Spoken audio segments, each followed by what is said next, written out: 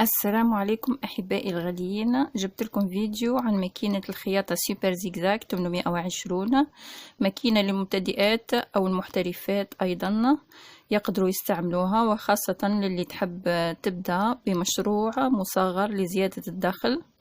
أنا شريتها منذ 7 سنوات ب950 والآن سعرها 1400. أنا شريتها في نفس اليوم الذي سجلت في دورة تعليمية للخياطة، والتي لا تستطيع التسجيل في تكوين الخياطة. عندكم اليوتيوب فيه قنوات الخياطة كفيلة أن تتعلموا منها. مثلا أنا تعلمت من اليوتيوب أحسن من التكوين الذي عملته صراحة. نبدأ بتفاصيل عن الماكينة. اول حاجه نبدا لكم بالاكسسوارات اللي تجي مع الماكينه. تجي معها واحد الغلاف نغلفوا به الماكينه، وايضا هذا الكتالوج توضيحي عن كل استعمالات الماكينه كما موضح، يعني موضح بالصوره. تلقاو فيه كل التساؤلات، وأيضا كيفية استعمال كل أرجل الماكينة، وأيضا كيفية تزييت الماكينة.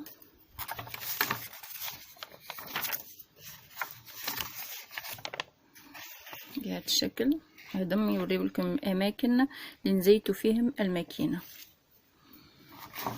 الكتالوج نلقاو ايضا رجل، هذه الدواسة اللي نحركوا بها الماكينة بهذا الشكل. وعندنا مكان وضع الكابل تاع الكهرباء، وايضا هنا قفل ليشعل الضوء. وعندنا الاكسسوارات نلقاوهم نخبيهم في هذا المكان. عندنا مفك كبير ومفك صغير لفتح براغي الماكينة لعملية التزييت. نلقاوهم من الفوق 3 براغي بالمفك الكبير نفتحوهم. هذا مكوك او كانت تاع نعمرو فيها الخيط. هذا كاين في البلاستيك وايضا في مادة الحديد. عندنا هذا تاع الزيت، هذا نفتحو به الخيط او عروة القفل.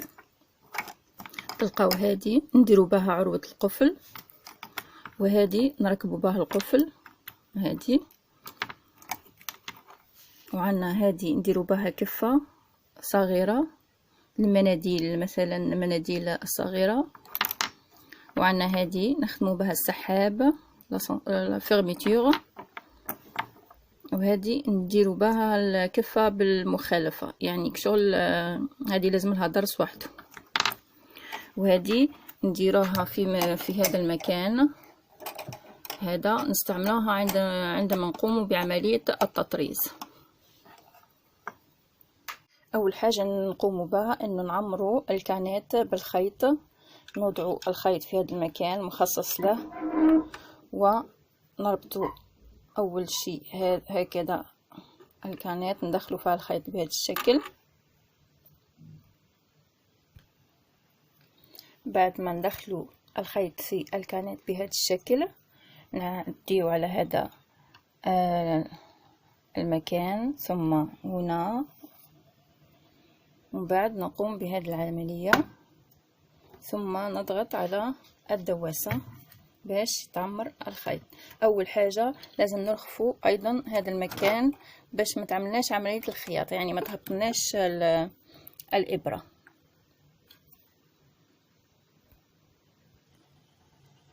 بعد ما رخفت هذا المكان كما تلاحظوا دركا الابره ما تتحركش، يعني غير الكانات بركه هي اللي تتحرك كما تلاحظوا. نعمرو بهذا الشكل حتى نشوفوا بلي الكانات تعمرت في هذا المستوى. بعد نرجعوا لهذا المكان ونحيو الكانات.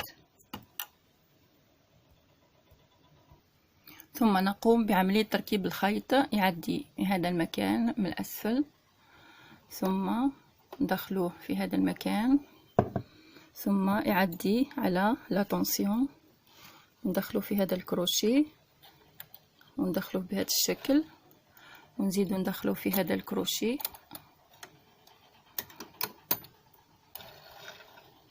ونزيدو هذا المكان. وعندكم شيماء توضح لكم كيفية تركيب الخيط بكل سهولة. ونزيدو في هذا الكروشيه ونزيدو هذا الكروشيه، ثم ندخله إلى الإبرة. بعد ما نركبوا الخيط نجبدو جهة الكانات، هذا مكان الكانات نحلو هذا، نجبدوه هكذا ونجبدو الكانات ونحطو الكانات المعمرة بالخيط ونخليو الخيط هابط منا. ومن بعد كي نقفلو ندورو الخيط بهذا الشكل هكذا، بهذا الشكل، باش الإبرة تجبد الخيط من الأسفل. عندكم هذه لا طونسيون، هذه تريقليو بها اذا كان يخبل لكم الخيط اسفل القماش، يعني تكمش لكم الخيط، تريقليوه بهذا في هذا المكان. يعني تجربوا كل رقم وتخيطوا حتى تلقاو الرقم اللي تمشيو به. انا كي شريتها كانت في رقم 4، لكن مع الخياطه والديريقلات لي قليلا ولات لي كي رجليتها في رقم 7. هذه هي اللي تمشي لي الخياطه، يعني ما تتكمشليش الخيط من الاسفل تحت القماش. وعندنا هذا المكان، هذوما الالفابي اللي تستعملوهم في الخياطه. مثلا عندكم هو الخياطه العاديه بهذا الشكل، خياطه عاديه. وعندكم ولا هي سوبر زيكزاك، يعني ملاحة، لأنها تقدروا ديروا بها سيرفيلاج، يعني ما كان لا تشريو ماكينة سيرفيلاج غالية الثمن. وأيضا دير بوتونيير، يعني تعمل القفل وتعمل العروة تاع القفل، يعني فيها عدة ميزات، يعني أحسن من بعض الماكينات باهظة الثمن أخرى. وعندكم زيكزاك، يعني من الصغير حتى الكبير انواع الزيكزاك تلقاو فيها.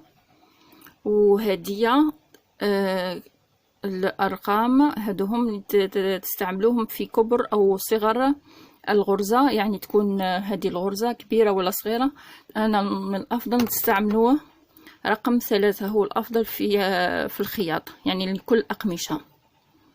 وعندكم هذا البوطون اللي فيه السهم، هذا كي تخيطوا قندوره او اي حاجه باش ما تحلكمش الخياطه، او كي تبداو الخياطه تمشيو الخيط قليلا ثم تضغطوا على هذا المكان باش ترجع لكم الخياطه للوراء، يعني ديروا الي روتور باش ما تقطع لكمش الخياطه. وتلقاو هذا الخيط الوردي خاص بهذا المكان، وايضا هذا الازرق خاص بالتطريز بهذا كي ديروا هذا اس اس بلس اي موا، يعني غرزه كبيره او صغيره تحطوا في هذا المكان وديروا عمليه التطريز. وايضا عندكم هذا المكان الاسود خاص بهذا الانواع من التطريز ايجيكا بهذا المكان. وهذا المكان المربع ايضا خاص بعمليه التطريز. وعندكم كي تحبوا ديروا العروه تستعملوا هذه اولا، ثم تستعملوا هذه، من بعد ترجعوها هنا، ومن بعد ترجعوها هنا، تخيط لكم عروه البوطون. هذه دير لكم العروه بهذا الشكل.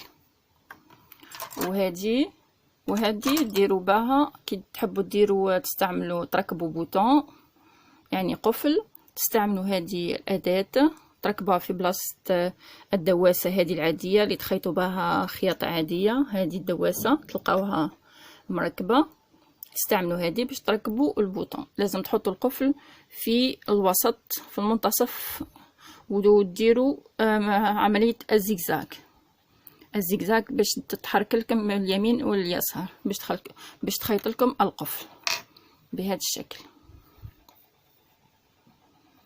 وأيضا هناك عندكم هذا عملية تطريز المناديل، مثلا ديروا مناديل صغيرة، ديروا في الحافة، ديروا هذا التطريز، نوع من التطريز يجيكم رائع.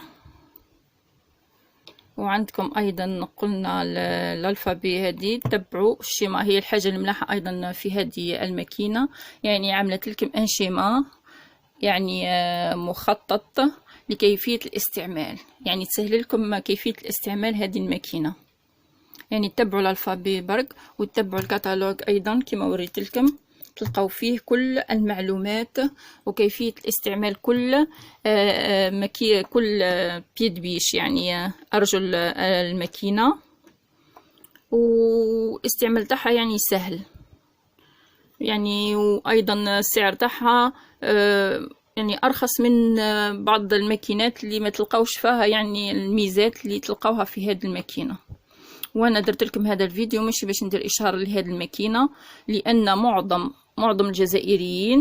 الجزائريات اللي بداوا في الخياطه يعني كل كيحبوا يشراو الماكينه هذه، وجاتني عده تساؤلات واستفسارات عن هذه الماكينه، لهذا عملت لكم هذا الفيديو.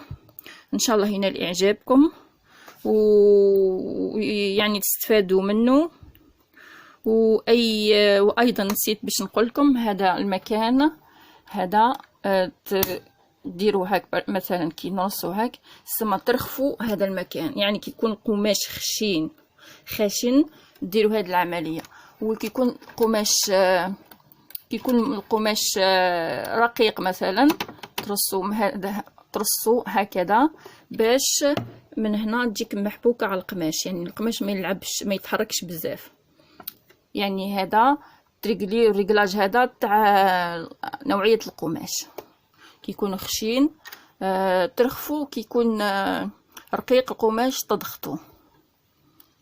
يعني المهم هادو هما الامور اللي موجوده في هاد الماكينه.